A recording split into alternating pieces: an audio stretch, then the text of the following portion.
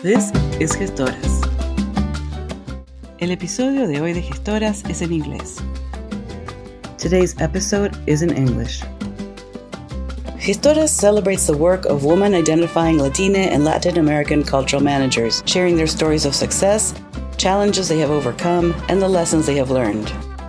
We offer a platform for these professionals to shine and inspire other women to follow their dreams in the fields of arts and cultural management. We contribute to the inclusive and non-discriminatory development of cultural management in the Americas by giving voice to human stories that have gone unheard and by supporting creativity in the cultural management field. The Gestoras team is so glad to be back and with you again. To those listeners who are returning, thank you for all your support. And to our new listeners, welcome. Gestoras began as a way to share the work of women identifying Latina and Latin American arts managers, their challenges, successes, and lessons learned. Often invisible, they're the people behind so much of the music, theater, dance, museums, exhibitions, films, and many other cultural expressions we all enjoy. My team and I are excited to share their stories with you so you too can be inspired in your own work. You are not alone, and we all have so much we can learn from each other.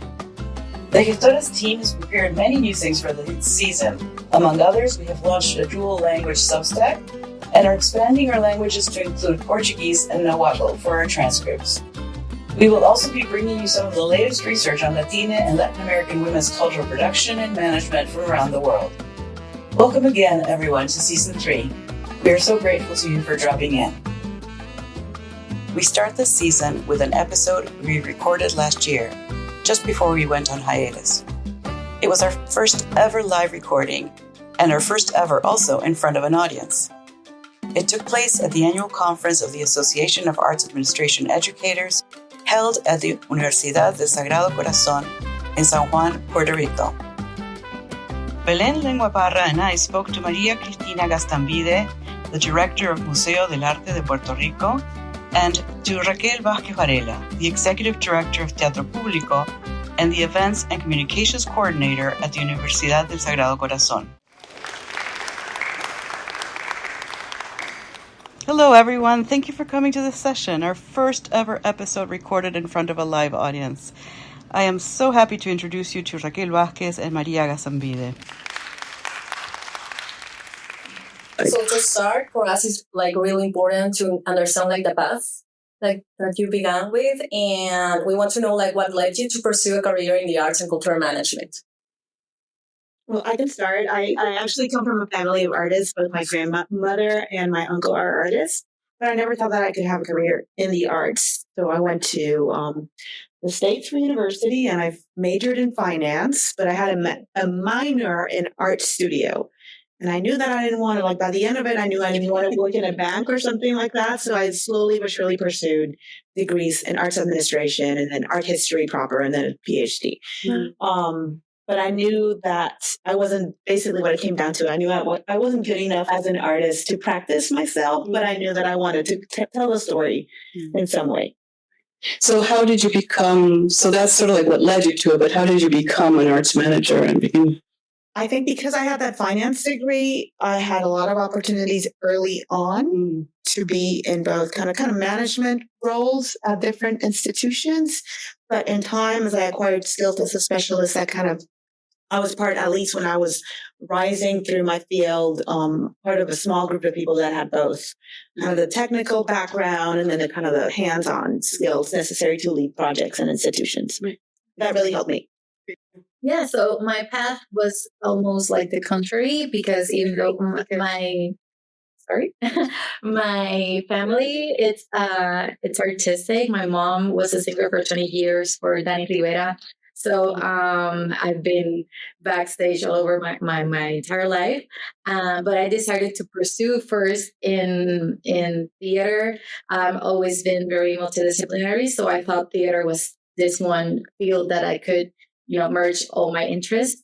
And then when I finished, I always say the scene of Nemo when he's already out of the tank but inside a bubble in the sea. So I felt I didn't have the resources to find a job or do anything here in Puerto Rico. And then I decided to pursue a master's in cultural management, and it was the best decision of my life. I've been doing it since I graduated. I've been doing it constantly. 2018. So I've been directing a lot of different projects. This is an area that people usually don't seek to do. It's like the hardest part of creating artistic projects, the administration and the finances and all that. So I've always been interested in service. And I think that passion for helping others is what led me to pursue a career in this side of production processes. Thank you. And you, as you mentioned, you've been in Puerto Rico your whole life. Yes. Your work is grounded here. Yes. And Maria, your work, as we heard, has been on the mainland for the past 30 years until recently. So you've been on the job as director of the Museo de Puerto Rico, that's the Museum of Arte of Puerto Rico, for less than a year. Actually, more than a year. Maybe a year. Yes. Okay. Yes. Right, but barely. Yeah. Barely.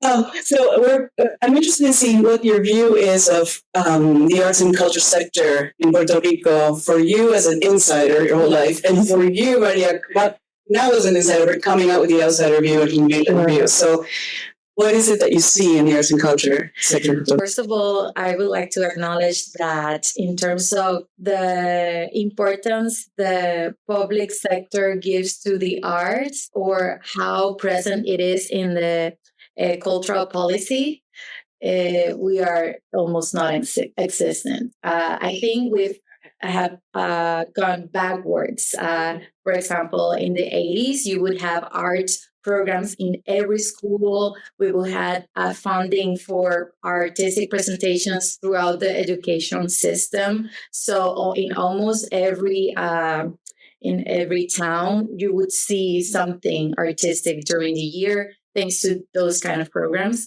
And right now, they're all gone, and they want to keep cutting, that aspect. So that was one of the major reasons I decided to study management, because if you're an artist, you won't have, there's no much opportunity here. And especially if you are not part of a commercial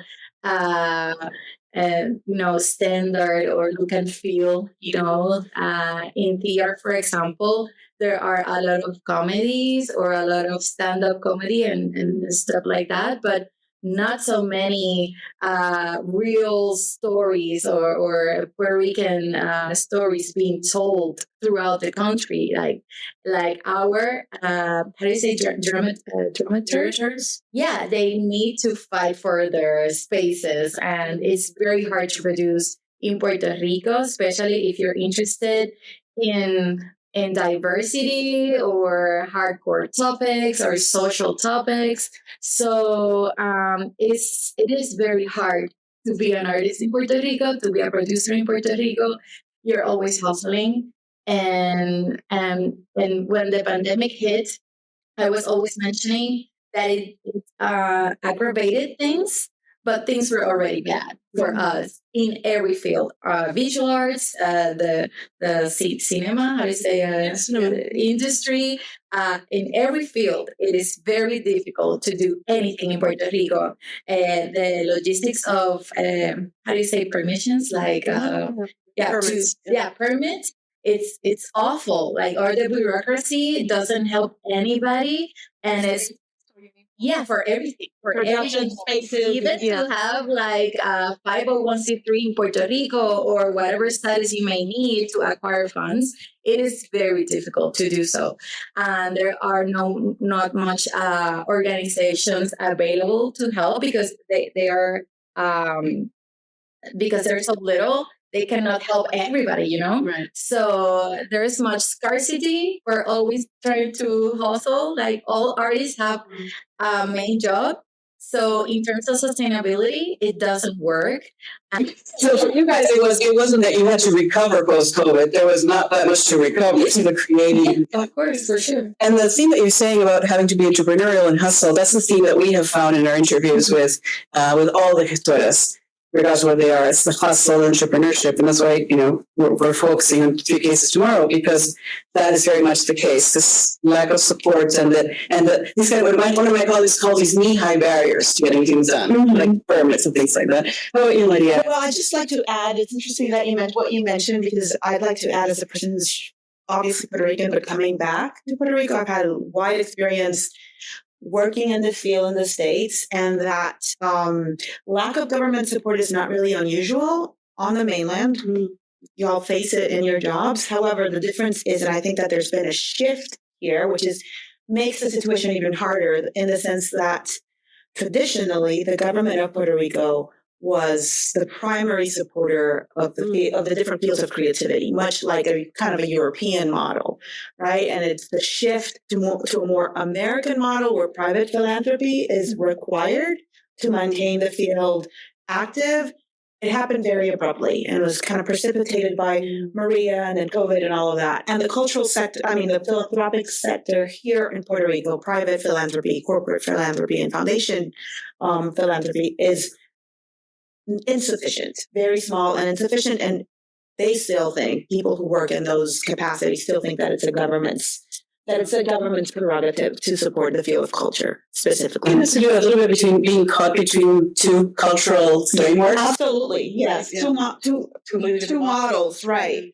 Yeah, and I think that part of the result of what we're noticing is a lot of migration as well, because people in our field, both the artists and the arts administrators as well, don't have as many opportunities, hence they leave. And so there's a massive brain drain as well. So it's making working in this environment even more challenging.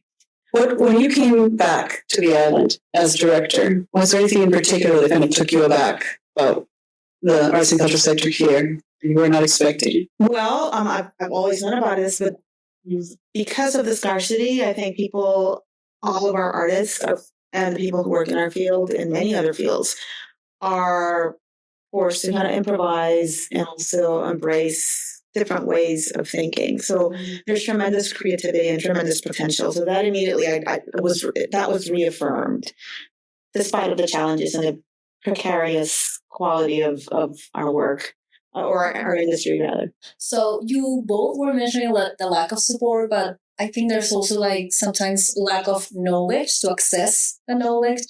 So what specific skills have been crucial for you in successfully carrying out your programs, your projects?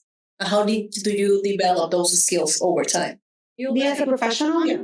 Okay, so like I mentioned, I think that one thing that has made my progress in my career a little bit easier has been the fact that I am a specialist. I studied and focused on Latin American art as a curator and writer and researcher, and I've done it quite successfully, I think. And that skill set is paired with my the business side of things, and that has provided a lot of opportunities over time. Are there skills that you developed on the job as well, aside from your education? Well, yeah. Sometimes the hardest part of leading an institution is working with people and driving change. And more of the work. Yeah, it's like driving change, like motivating other people to kind of, embrace the program and co-develop the program and embrace it and work together. That sometimes is difficult, because I think especially here, there's a set way there's a perception amongst certain cultural workers that there's only one way of doing things, and it's the way that they have been doing the same task through the extent of their career. And I think that in the U.S., people are a little bit more adaptable in terms of the work that they do. And that has been, again, a year in, but that has been a little bit of a challenge stepping into this role, having people kind of, let's do this, and let's do this in a different way. Let's do it, because there's an urgency. And I have to agree with you, Raquel. there's opportunities now, and you have to make the most of those opportunities now, and that requires fast change. Yes, I was thinking on yesterday's speaker, Ana Teresa, when she was talking about curiosity. And I think for me, that has been key since I was a child. I was very curious to learn about many different things. My father was a civil engineer, and I would go with him to the buildings and stuff like that. And my mom, as a singer, I would do all the artsy stuff. And so I was always trying to learn new things. Even when the computers emerged, I was trying to learn what everything did. So that today, for me, I think it's very important. I know how to handle media. I know I photography, video, and so that helped me have the skills to adapt, like you were saying, to difficult situations. For example, in the pandemic, as a theater person, well, what we were going to do, like everything was closed, so we started doing film, and we were working with our actors and our teams through virtual platforms to share our work. And that came because I had the resources and the skills to do it. And so I would say, if I would have to give like some kind of consejo to anyone, it would be to try new things, and don't be afraid to keep learning, and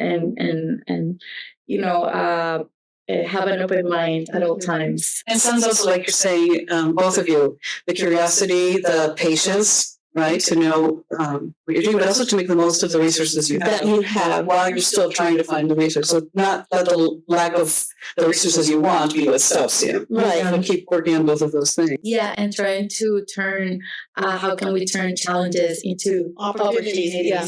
That's very important. Yeah. One thing that the two of you have said in interviews, which we made, as you know, before we meet with you, is that you both care very deeply about community and fostering community. But as we read the things that both of you have written and put out, you two think of community very differently. So, and I know you haven't talked to each other about this. So I would like if each of you can talk about what is community for you, and what does it mean to be working to build community in your context? What is the community for you? I've talked about this a lot. I can cite things. I've done so much community work in different areas, and I wowould say communities should be people interested in others, in who they have on the side, even if in a neighborhood context, or if it's in a university, then how we can, in Spanish we say tender puentes, Bridges. Yeah, create bridges with anybody that's around you. And sometimes you see in the commonalities ways to connect. And sometimes it is in the opposite, when you have differences, how you can create a situation where you can come together. And for me, communities are a group of people that take care of each other, that they know how they have something to share for others, and they also receive from others. You're the executive director of Teatro Público, right? Which is probably one of the most exciting theaters doing work here right now in Puerto Rico. So who is your community at Teatro Público? We have different communities because we have programs for our fellow artists. I was mentioning to her earlier, we have an educational program to keep workshops out of finance and budgeting, but also artistic matters. And our other community is our public. And we have many different publics. Right now we're doing work that it's related to children and families, but I have also with, general public, adults and stuff like that. We also try to connect with specific social topics.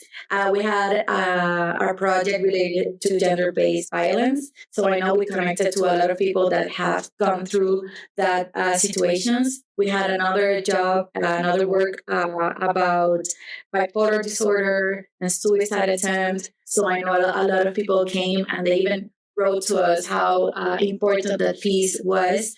And so I know we can connect in terms of ages or topics. So we have different kind of communities. And you do this, what we think of as traditional work of the theater, which is presenting, but also theater education, but you also bring in arts management training for people in the community, theater community. Yeah. That's how you, Maria. So when I started, and I've worked for quite a bit of time now in kind of mainstream museums in the States, part of building community was opening up doors to the field, I guess, for Latino and Latin American artists. So when I started, there was limited representation of Latino artists in these spaces of mainstream kind of cultural brokering, if you will. And so a lot of my work initially was that I saw it as political because it was internal in these institutions for political work to open up channels of representation for my broad community of Latinx and Latino artists working in the States. But I have to agree, like here, the meaning of community is completely different because a museum serves every public. There's multiple publics in Puerto Rico. And I guess, again, because there's no arts programming at local schools, there has not been, at least for several generations of Puerto Ricans, opportunities to connect with culture, whether it be theater or arts. And so we feel as institutions that we have to provide that. We have to help our artists also acquire skills, because that's another thing that we're embarking on, and it's very seriously, is bridging that gap between academia in Puerto Rico and hands-on transferable skills that budding arts administrators and artists will need professionally, so that they don't have to leave, right? And so we're doing that. That's a big audience for us as well. So you're stepping into the role of not just a museum, but also you're stepping the role of being formal education. We have to. That's where you have to do that, and also job readiness, job skills. Informal education for families and children, maybe, but also quite formal education for our communities of artists and producers of knowledge. Yeah, and which project of the ones that you're doing at the museum right now in that realm, which ones are you most excited about, or are you proudest of? Well, I'm proud of actually being able to reactivate in a meaningful way our education department, which had been our education wing, which is on our basement level, kind of first floor, ground level, underground slightly, flooded during Hurricane Maria. And so it was closed until 2022. So we were really behind in kind of inserting our work back in the community, but we opened it, like I said, in 2022, and we're now reactivating it because, as a consequence of COVID, too, many professionals and colleagues working in that division left as well. So our museum has a big role and big work to do, and so I'm really proud of the fact of the team that is slowly but surely being consolidated, so that we can go back to doing what we did for many, many years before Maria. It's really daunting, but also really exciting. Yeah. Nice. You were mentioning those projects, that sounds great. But I was curious about how, a couple of strategies that you can suggest to attract those audiences, because sometimes you can have really great projects, but you don't know how to bring that people in. So something that people that is starting maybe. For us, we have different strategies. For example, we had a play that was directed by this young artist, and all the actors were very young, they were even studying at the time. And so when we have those kind of situations, we try to pair the team with more mature team members that have maybe more notoriety in Puerto Rico. So that helped us bring intergenerational, intergenerational. So that's one way. We had another project that worked the same way. We had young actors paired with amazing stars in theater in Puerto Rico. So that way we bring both publics, attract different people to the stage. We're also working constantly on creating virtual programming and things you can access through media and our website to, keep the conversation going and maybe attract people even out of Puerto Rico. We had the chance to meet different people throughout our website and our on-demand content, and we work strongly with social media. That is the easiest way and the cheapest one as well. So we're always trying to keep in touch with people, doing live streamings and stuff like that. It's really hard. I'm not allowed to get on social media. The rest of the things that I was seeing has completely prohibited my posting anything on social media. But one time they left me in charge, it was not good. So yeah, I'm protecting myself. Yeah, Maria, what about you? So I have to agree that social media is a big tool for us, but that gets the traditional, kind of more traditional museum audiences through the door.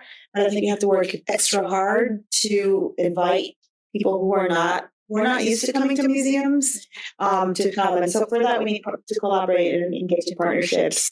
And here in Puerto Rico, one way of doing it that is through kind of community centers within public housing. That's a good way, or with civic associations. And what I mean is like the Down Syndrome Association, or groups that can bring larger collectives with them. So that's definitely two strategies.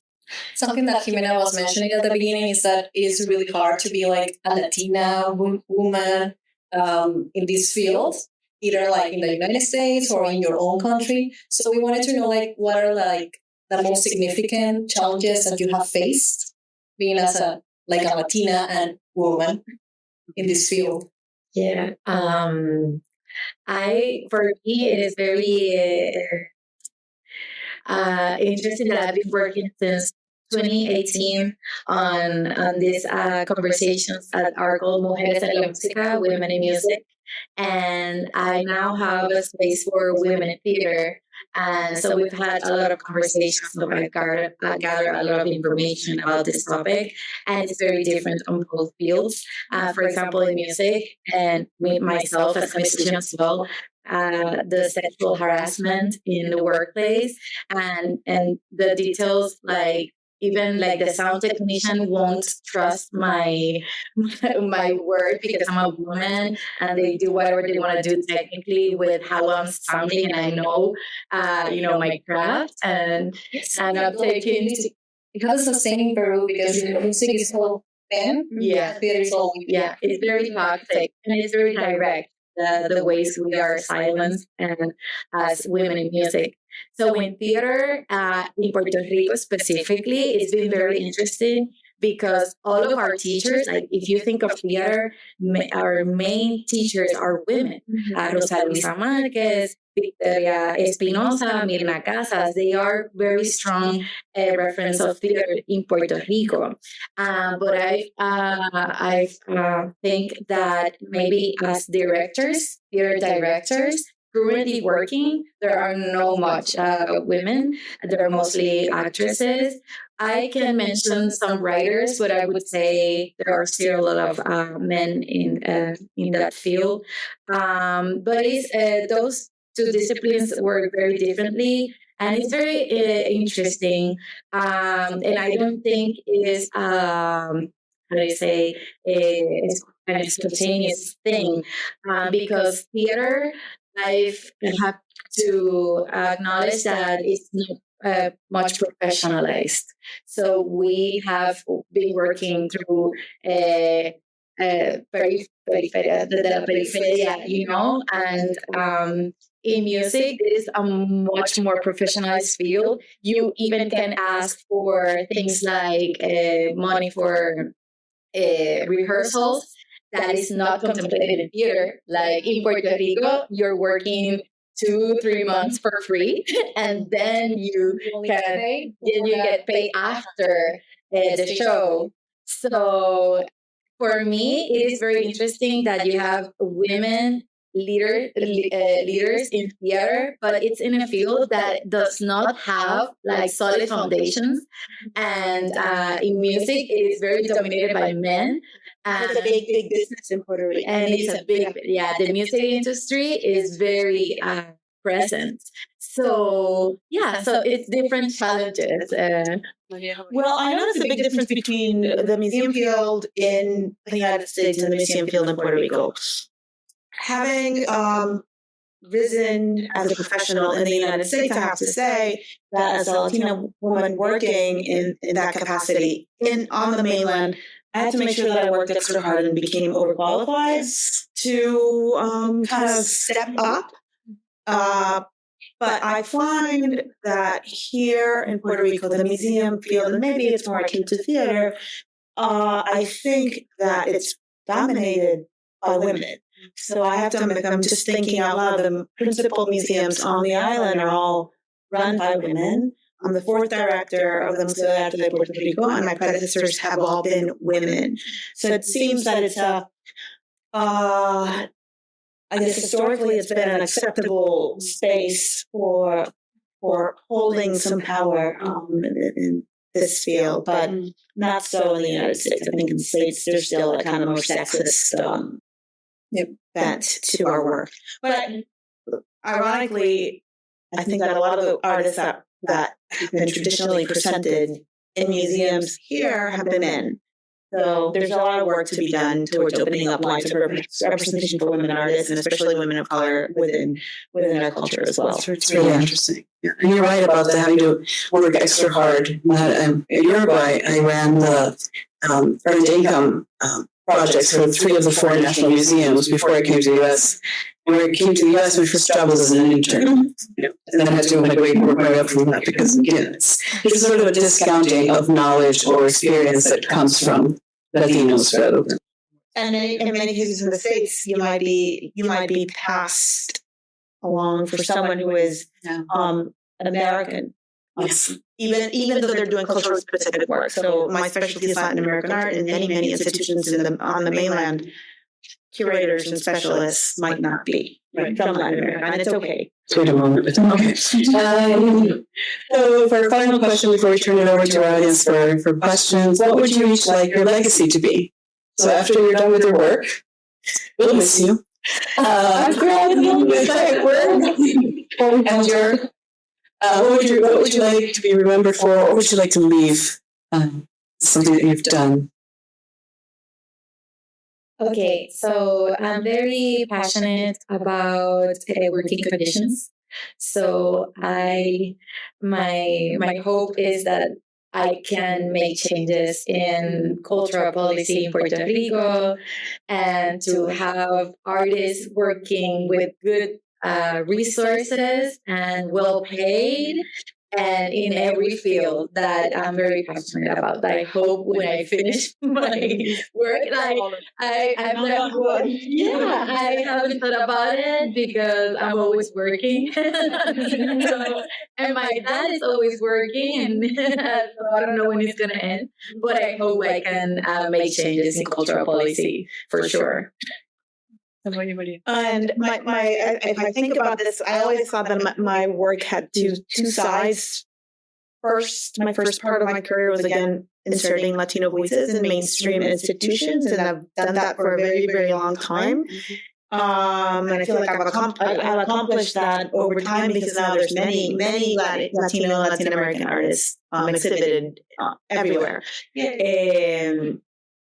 Then when I moved into the field of public art, I thought that, which was kind of the underside, or kind of like the other side of that, was bringing in people that wouldn't traditionally be interested in the arts to our fields through direct contact with artworks placed in everyday spaces. And that was really fulfilling because it led to slowly but surely transformative experiences for people who were not used to interacting with art. And now, I don't know, now I'm here in Puerto Rico, and I hope that my legacy will have, I hope to develop that, but I do know that I have a tremendous responsibility because I have a lot more eyes on me, and I think I have more resources now to affect real change. and just collaborations that can happen. You're concerned about the same things. Yeah. Is it something that happens in Puerto Rico, like collaborations across disciplines, across industries? Or who pioneered this for museums and theaters? No, I think there has been a lot of work. I have to acknowledge Museo de Arte Contemporáneo. Marianne was talking about what she's doing with performing artists. Maybe it should be more, of course, obviously. So yeah, we can be in contact there for sure, definitely. You're going to see how it goes. It's very interesting because I'm working on a play that is based on an art gallery. And we have been having conversations with MadMe. I just recently knew the one person from Kai. So yeah, maybe we can drop the project. Right. Thank you both so much. Thank you very much. And thank you for having me. All right. So now we're going to take questions from you. We have Gestoras notebooks. In order to earn a notebook, you have to ask no question, no notebook. And we're going to ask you to please use the microphones so the recording microphone is going to pick up your voice. So who would like to start? Who has a question or comment for María or for us? Either about Gestoras or about the work with you.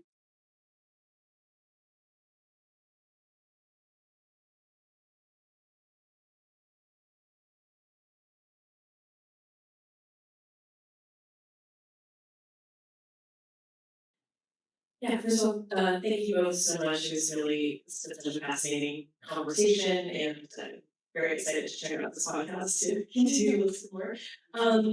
You mentioned talking about driving change and the differences between American style potentially being more adaptable versus coming here and being sort of stuck more in the strictures of this is how it's always been done. How do you push those conversations forward and drive that change when you feel like you're fighting against the this is the way it's always been done mentality? Well, She gets a note.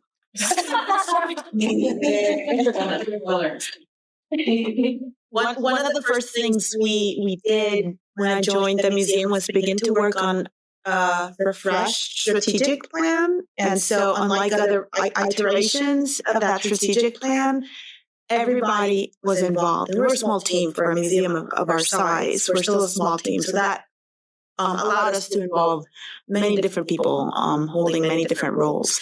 And so with that, I think that it's helping the people who are driving this change and doing the work alongside myself to understand that we're doing this together. But that's easier said than done. Like, how do we get people to work together? It's a challenge, but I find myself almost every day working with my colleagues to remind them about little things that we can do to effect that change. I work now at a university. It is my first time working in a university. So, and since 2021, because I've been a professor, but I've never been on the administrative area. Oh yeah, I concur. It's been very interesting trying to make suggestions and trying to create programming with fresh eyes and to let the institution understand how artistic work has to be more agile, more agile. Mm-hmm. And so I think when we can give some kind of good results, for example, I saw that during the first year it was very difficult to ask for anything. Mm-hmm. And then it's been easier over time because they can see with their own eyes. I think people that are more traditional or where they have a lack of faith, so they when they see the tangible things we have accomplished,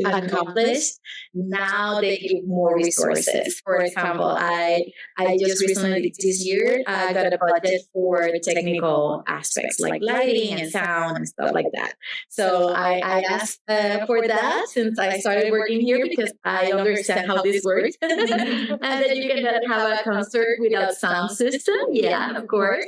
But now that they see how many concerts we do in a year and how important it is for our students, they, gave us the budget. So that's an example of what I'm talking about.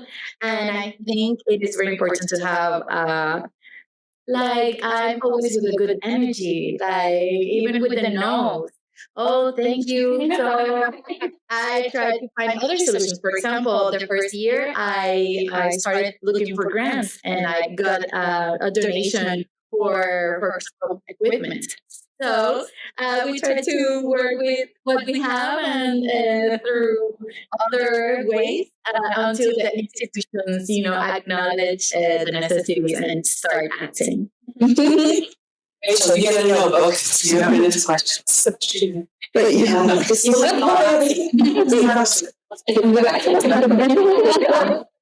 So I wanted to follow up with Raquel about thinking about working conditions. So I also think a lot about working conditions for artists and for the art ecosystems of the places where we work. So can you tell us more about what the most important things would be to improve working conditions for artists in Puerto Rico? Yeah, there's a phase during the creative process when you have to think, you have to investigate, you have to maybe even go to some place and away from this madness of life we live in to really create and start developing concepts and profoundly working on your creation. And that phase is usually doesn't have any content. I've worked with collectives. For example, I've talked about a collective theater when you have even 10 members working on the same piece. And how do you fund that process? That is very important because if you are, in order for the show to happen, those, I don't know, three, because in Puerto Rico we're lucky if we have one weekend of presentations in theater. If we have 2 weekends, it's amazing. Okay. So it's very different from the state that you can have a show for maybe 1, 2, 3, 4, 5 weeks.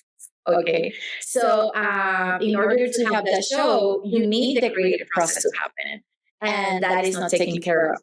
And it's not taken care of in terms of funding and also infrastructure. So we need more spaces for artists to get inside, to have whatever they need. If it's a floor prepared for movement, or if it's, the tools they need, if they're virtual artists or something, we need more access to those spaces. We need people, if not available, for everybody to have their own space, but create collective spaces and share them. And how can we not depend on grants from artists to access those spaces? So I think that area is very important. For example, in Puerto Rico, actors do not get paid throughout their rehearsal process. That for me is outrageous because they're right now paying to get to the rehearsal, and to have a life. And they're not getting paid until the show. Even I, that I'm a producer, that I have discussions, it has been very difficult because I don't get, before ticket sales, it is very difficult for me to find the funding to pay for that process. And also, I've been very vocal about the importance of having the foundations, the people that fund artistic projects, to have an open mind, and because all the administrative aspects of producing and having organizations are usually not considered. We just got a grant from NLTI that was for general purpose. And that was the first time I saw an opportunity like that in theater, because it's already related to the artistic to programming. To programming. So you pay the artists and you pay the materials, but what about the people keeping up and running the project and the Keeping the lights on, of course. So those 3 areas I think is very important to take care of. My question, thank you very much, by the way, for sharing. I really admire the determination I'd like to follow up on the first question. You talked about trying to go against hurdles and to really fight with that. But I also see that as something that burdens you and women in your field or in the industry, and even overburdens, because then it's a question of can that be sustained? My question then is, it seems to be a systemic problem. Is there space, room, opportunities, platforms in Puerto Rico that can change those systemic problems and other problems? Well, I don't know if I have a solution, but I have to say that as women, we're used to working under those conditions. It doesn't matter where you are, we just keep going. Education. And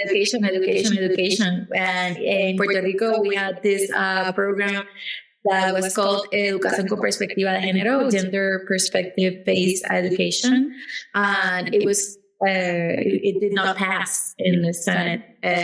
So we have children that are still to this day seeing themselves as different based on their gender, and that is very. If you don't work with that foundation, you're not going to have adults trying to find equity. Or see the potential in yourself. And see the potential still to pursue other careers, for sure. And that was very interesting that you mentioned about how women are allowed in to lead in museums, because art in Puerto Rico is not a priority. So I was thinking, when you said that, I was thinking, oh, that's so true. Yeah. But imagine, like, if you wanted to lead, I don't know, engineer company or an administration company, you wouldn't be considered. You would be a standout. Of course. And that is because art is not a priority in this island.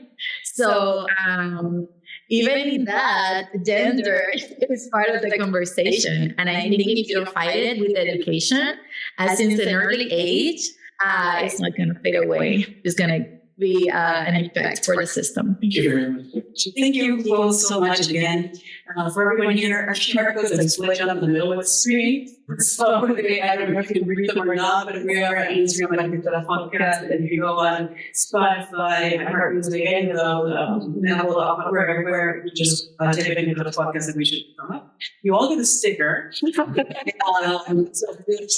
feel free to help yourself. Thank you again all so much, and especially to our two guests. Thank you. Thank you.